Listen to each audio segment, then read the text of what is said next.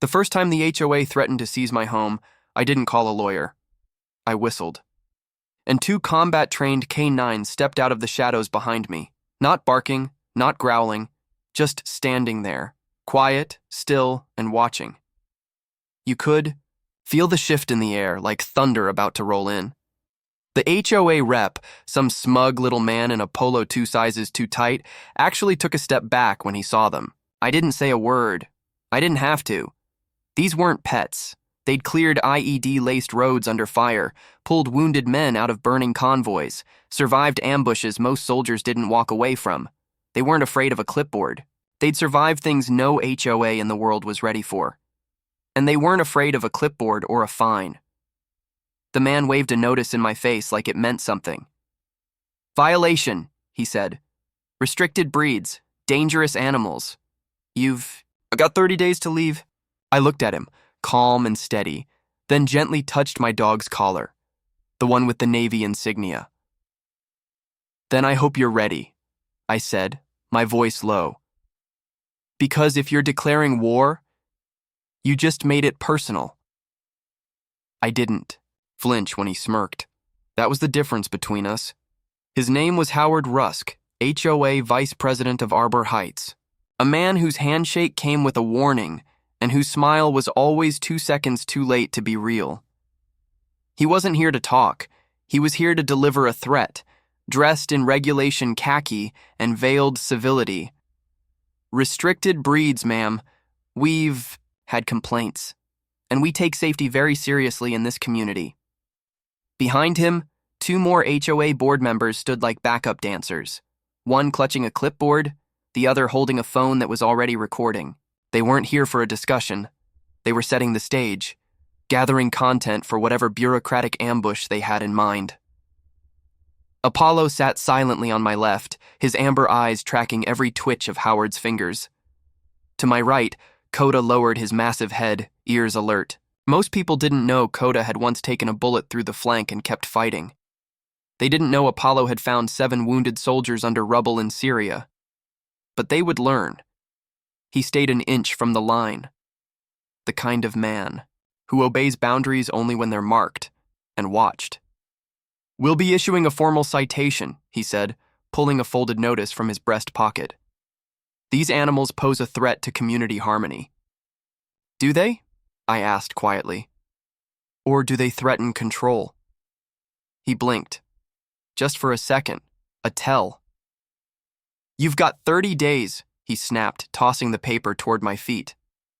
"After that, you'll be forcibly removed under subsection 713. I didn't pick it up. I didn't move. Instead, I reached for the silver whistle hanging around my neck, the one that used to hang next to my husband's dog tags before he was laid to rest with full honors. One short blow. Apollo and Coda rose to their feet in unison, not with growls, but with deliberate, trained precision. Their movement was almost ghost-like, smooth, silent, surgical.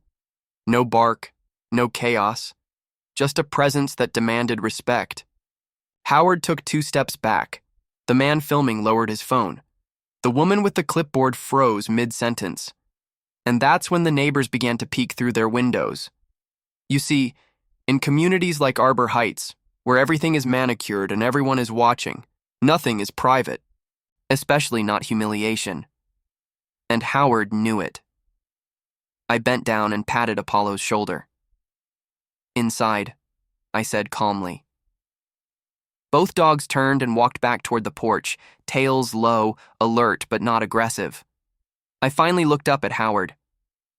30 days? I asked, my voice like steel wrapped in velvet. "I suggest you check your math, because you just picked a fight with someone who counts in seconds, not weeks." He didn't respond. He just left, but not before glancing over his shoulder, one last time, at the quiet monsters I kept beside me. That night, I sat on the porch and reread the violation notice. The language was vague, weaponized even. Endangerment to community peace. Unapproved animal behavior. The fine was $500. Repeat offenses could result in legal action. I'd seen this playbook before. It was the same language used by corrupt commanders who covered incompetence with red tape, by contractors who ignored safety violations until people died. Words meant to seem lawful while hiding what they really were. Intimidation. But I wasn't intimidated. I was calculating. When my husband Tyler died during a training mission, not in combat, but because someone back at base failed to relay a critical order, I learned that grief can either hollow you out or sharpen you into something dangerous. I chose the latter. After 20 years in the military, 10 of them training and deploying with tactical K9 units, I left with scars, honors, and 2 partners who'd saved my life more times than I could count. They weren't just dogs. They were soldiers. Veterans. And under federal law, they were also my registered service animals. Arbor Heights didn't know that. Yet. I hadn't moved here to fight. I moved here because it was quiet. Because Tyler had once said he'd buy us a house with a porch swing after retirement, and this was the closest I could get. I came here with savings, a handful of memories, and 2 loyal animals who still checked every room before they settled into sleep. But people like Howard don't like what they can't control, and nothing unnerves weak men more than a woman who refuses to be afraid. By morning, a second notice was posted on my front door. Improper waste disposal. Fine, $200. Funny, since I hadn't even put the bins out yet. By the end of the week, I'd received 4 more citations. Unauthorized pet structures. They meant the K9 training tunnel in the yard. Unlicensed security system. They meant the thermal cameras. Obstruction of community aesthetics. They meant my American flag. Loitering of animals on shared paths.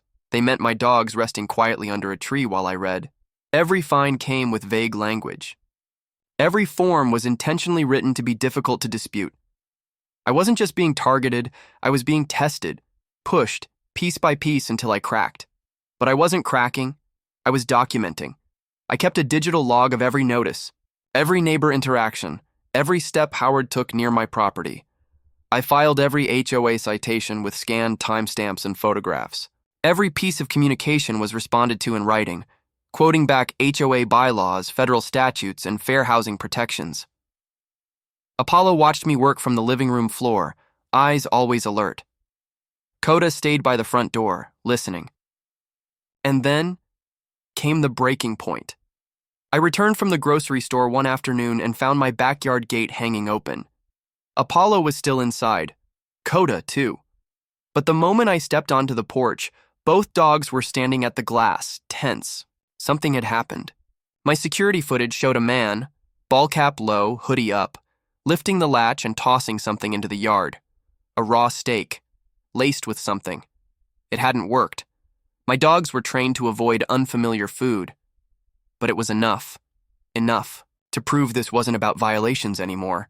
This was a coordinated escalation, and it was time for my counteroffensive. I didn't report it to the police. Not yet. The steak incident wasn't just harassment. It was a line being crossed, and lines once crossed tend to expose the people willing to step over them. So I reviewed the footage again. Slower this time.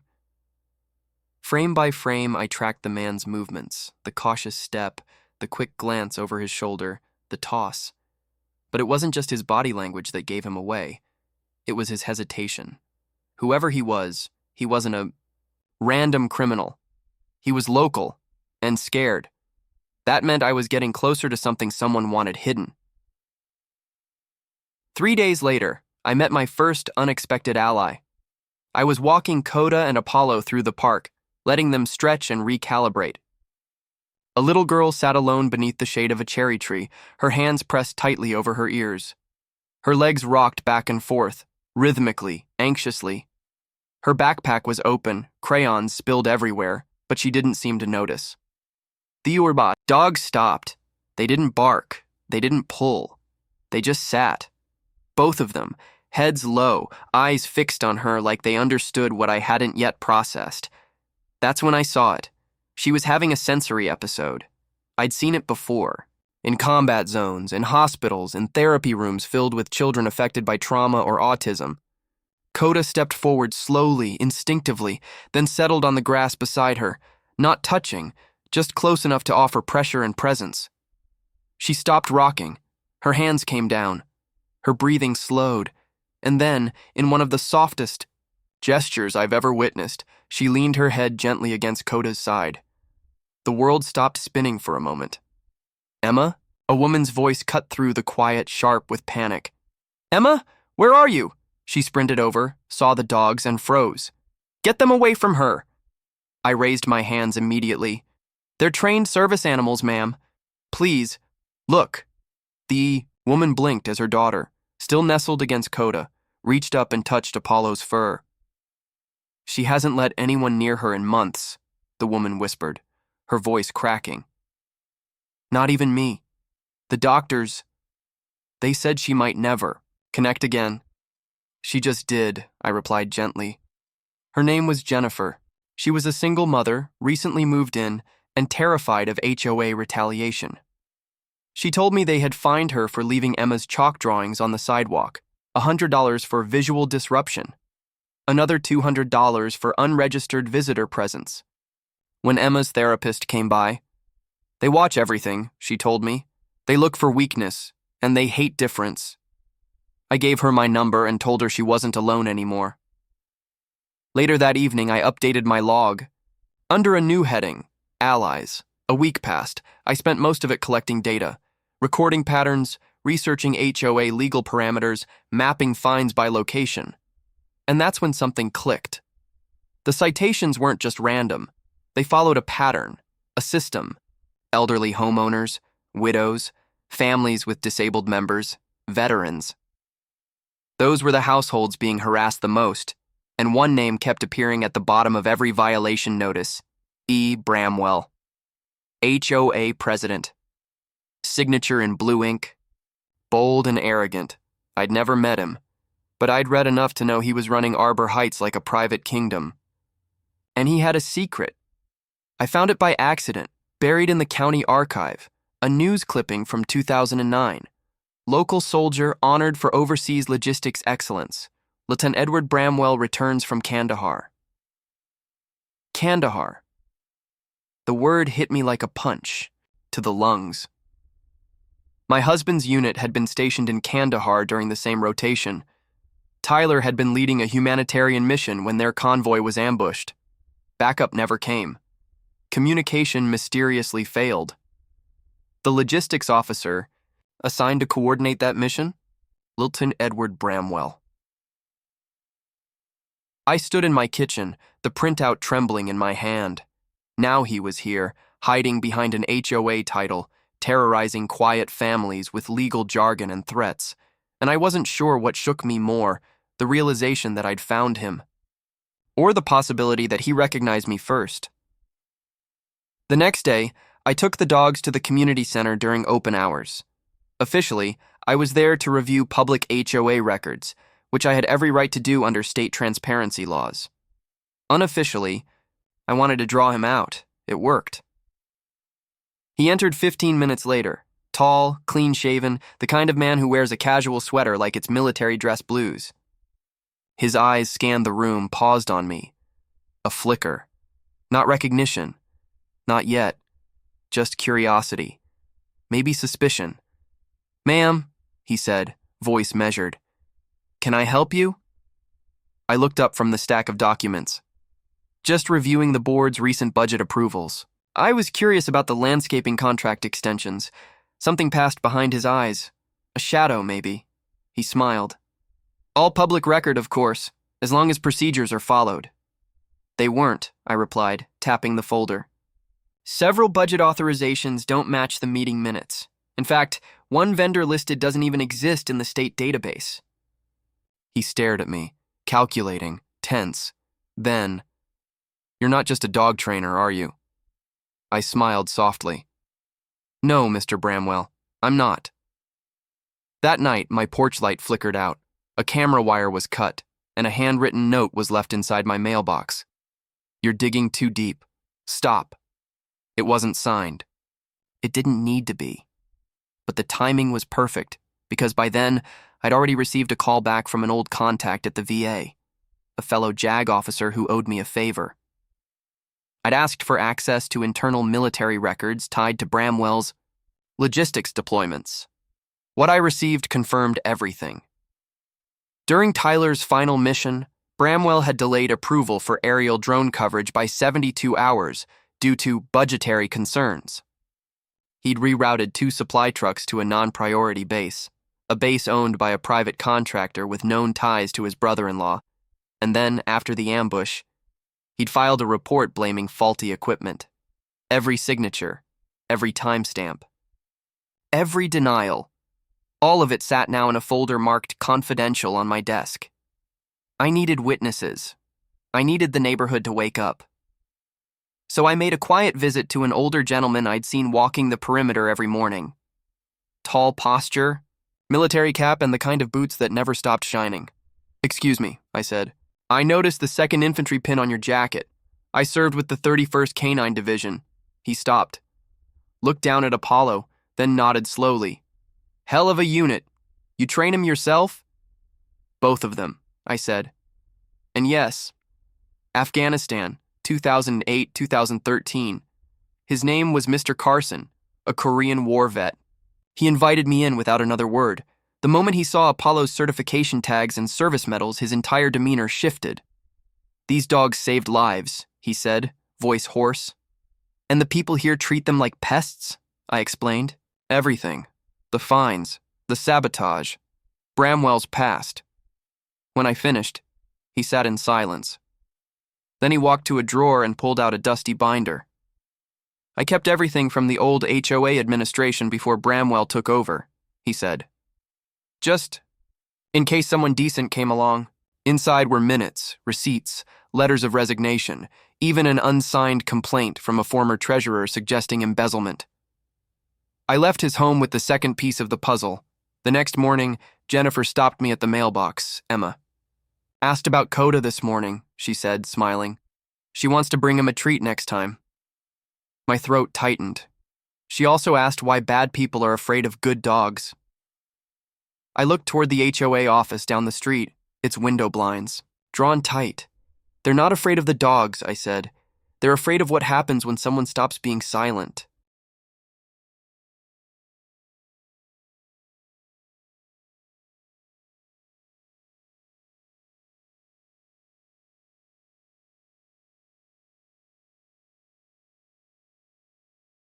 I knew they would come at me sideways. That's how people like Bramwell operate.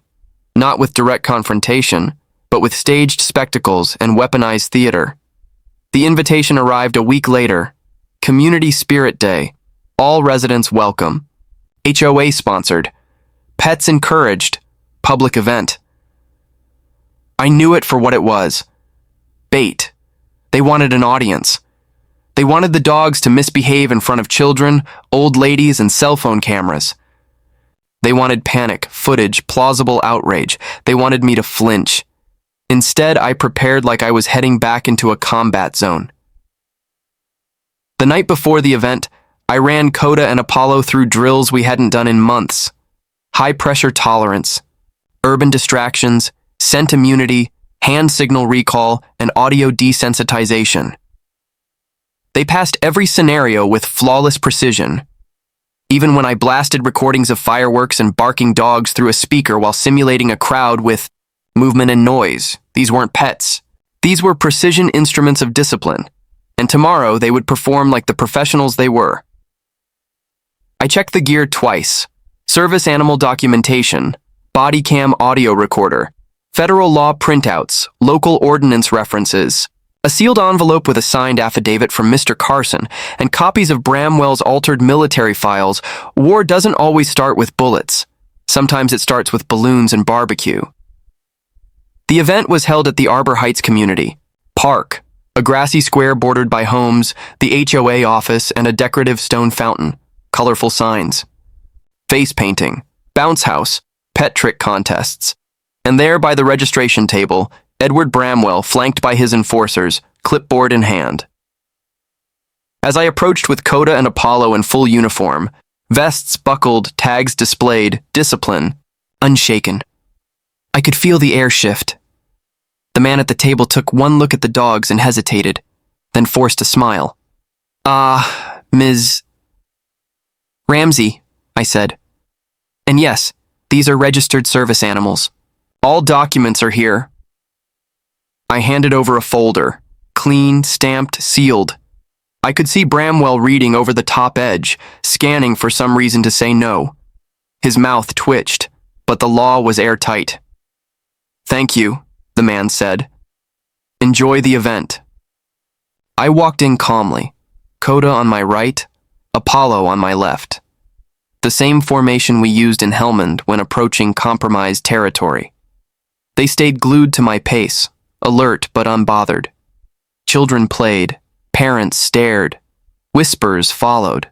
But not a single misstep until I saw him. A man I didn't recognize, young, dressed as a utility worker, hovering near the pet area fence. He was adjusting something in his pocket. A small black device, flat, vented.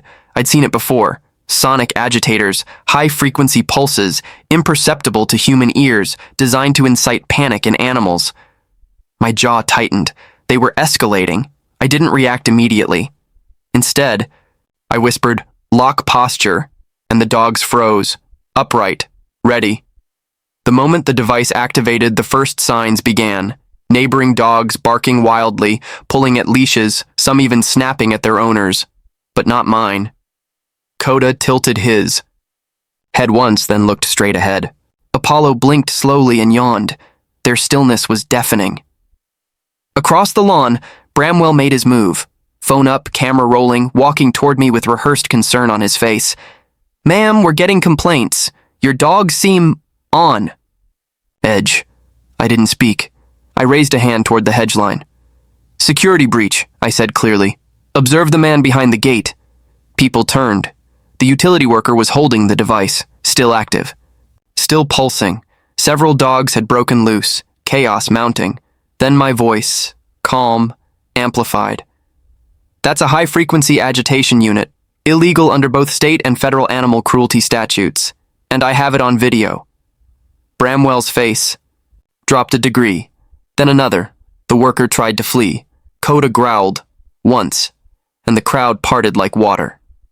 The man was caught by two dads who'd been chasing their children a moment earlier. I turned to the watching crowd. "For those wondering," I said gently, "my dogs have served in 3 war zones, assisted trauma survivors, and saved over a dozen lives. They are not dangerous, but some of your HOA board members are." I turned to Bramwell. "Would you like to respond, Mr. President?" He opened his mouth, but someone else beat him to it. "Wait." It was a voice I hadn't heard in public before, thin but clear. Mrs. Whitaker, a retired nurse who lived 2 houses down, stepped forward. "They fined me $250 for my memorial garden," she said, holding up a photograph. "Said it was unapproved landscaping. But it was for my husband. He was a firefighter." She paused. "I paid it, because I didn't want trouble. But that wasn't the first time they targeted me, or the last." The air grew heavy. Then another voice, Mr. Nguyen, whose son uses a wheelchair. "They denied our ramp. Said it was unsightly. But it was within code. I have the permit. I have the denial letter," I said quietly, raising a copy, signed by Bramwell. Gasps rippled through the crowd. I didn't need to yell. I just let the silence do the work. "I'm filing an injunction," I continued, "effective immediately, against the HOA board for violation of federal housing, protections and abuse of governance." A lawyer stepped forward, young, nervous. "On what grounds?" I handed her the envelope. "Dereliction of duty, falsified documents, targeted discrimination, attempted animal sabotage, and military misconduct." Bramwell flinched. 2 weeks later, the courtroom was full. Not packed. Full. People who had never shown up to HOA meetings now sat shoulder to shoulder with neighbors they once avoided. Coda and Apollo sat at my side, calm as ever. The judge noted them with respect. "Ms. Ramsey," he said, "you may proceed." I stood, dressed not in uniform but in slate gray. Dignified. Calm. "I am a military veteran, a certified K9 handler, and a widow," I began. I have never missed a payment, violated a state law, or threatened anyone in this neighborhood. But I have been targeted, harassed, and framed, not because of anything I did, but because of what I represent. I handed the judge a digital binder.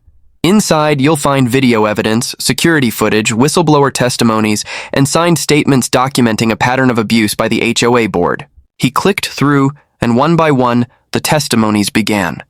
Mr. Carson, military records, embezzlement trails, Mrs. Whitaker, memorial destruction Jennifer, therapy denied for her autistic daughter.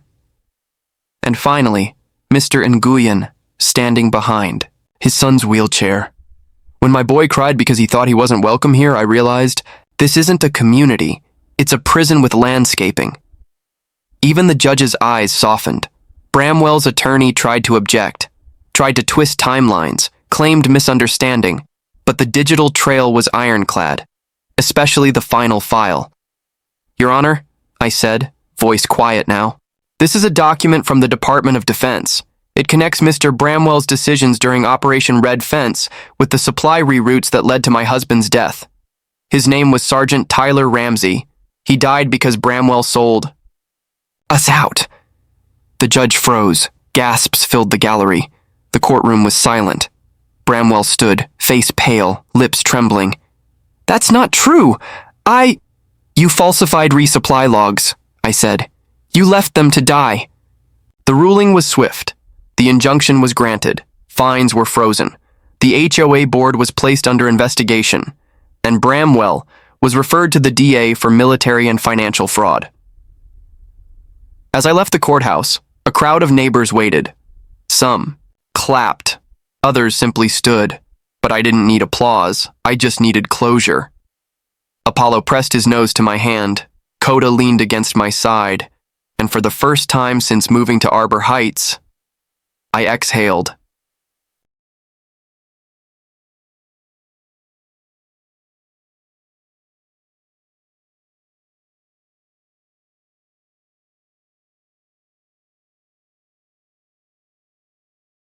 Bramwell didn't return to Arbor Heights after the court hearing. The day after the ruling, a moving van appeared at his property.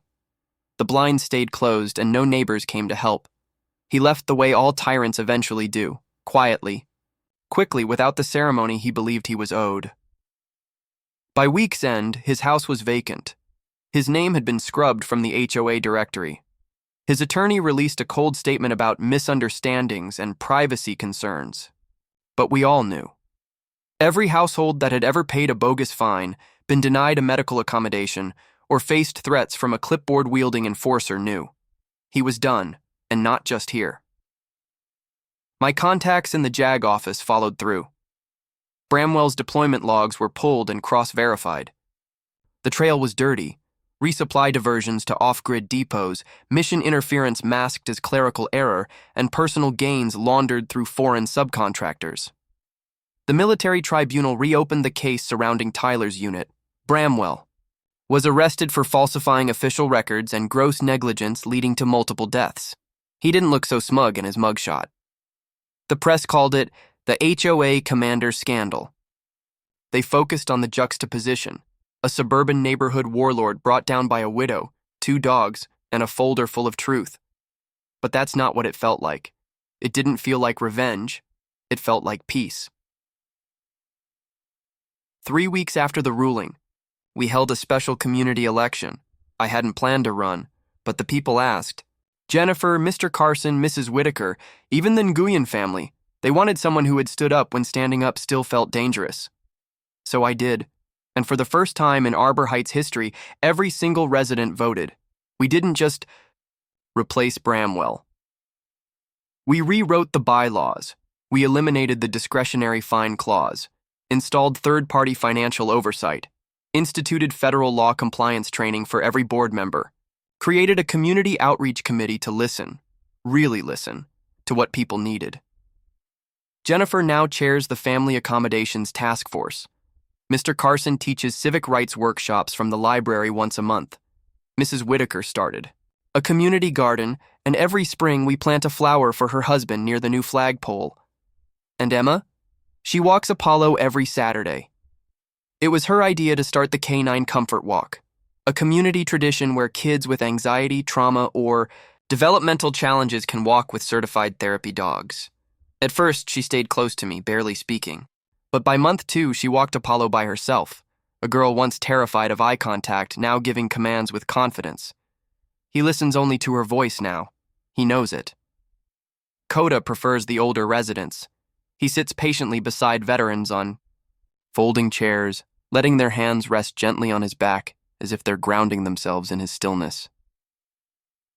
At our first official HOA meeting, the community voted unanimously to recognize them both, Apollo and Coda, honorary citizens of Arbor Heights.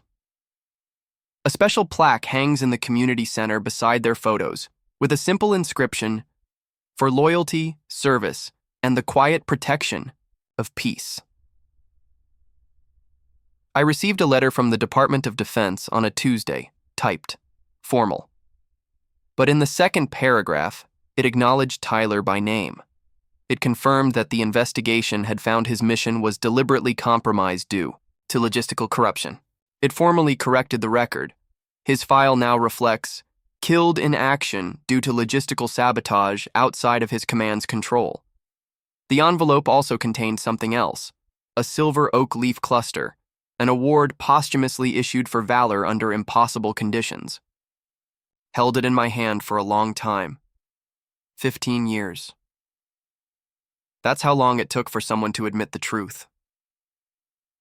That night, I took the dogs to the only place that still makes my hands shake, the war memorial in the county cemetery.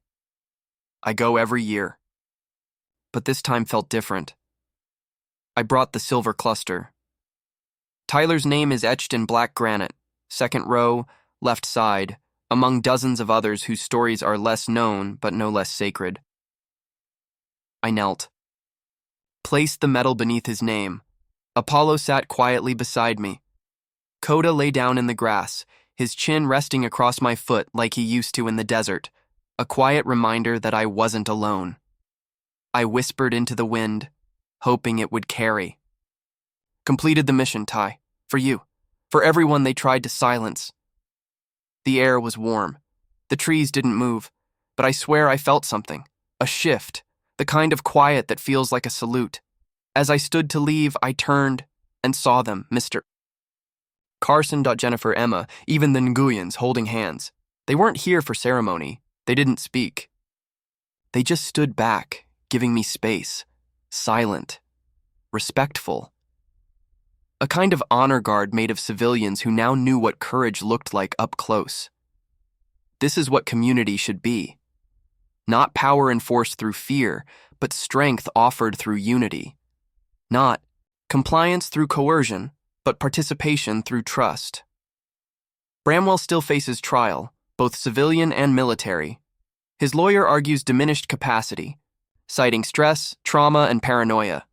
Funny how that excuse only shows up when consequences finally do. The HOA he built is gone. In its place, something new is growing. Something patient, something rooted, something better. Apollo is aging, Coda too. They don't run as fast. They take longer naps. But when they hear a sharp whistle, they still rise like thunder, alert, noble, ready, just like they did the first day we stood on this soil, unwanted, unwelcomed, unbroken. And now, they are the heart of this place. Sometimes I catch neighbors staring at the plaque in the community center. They ask, "What did those dogs do?" And someone always answers, "They reminded us what loyalty looks like." Or, "They protected the one person brave enough to fight for us when no one else did." Or, "They brought peace." That last one always gets me, because in the end, that's all I ever wanted. Not revenge, not to win. Just to bury a war that had followed me home in a body bag and left its shadow in the walls of a house I never finished painting. Don't know if justice ever arrives on time. But I know it arrives eventually. Sometimes it shows up in a courtroom. Sometimes it shows up in a child reaching for a dog's fur. Sometimes it's a folded letter in the mail that rewrites history, finally telling it straight. And sometimes it's a whistle, blown not out of panic, but out of promise. Because justice doesn't always wear a badge or carry a gavel. Sometimes it's just waiting for someone to call it forward. I didn't call a lawyer that day because I already knew justice would answer when they heard the whistle.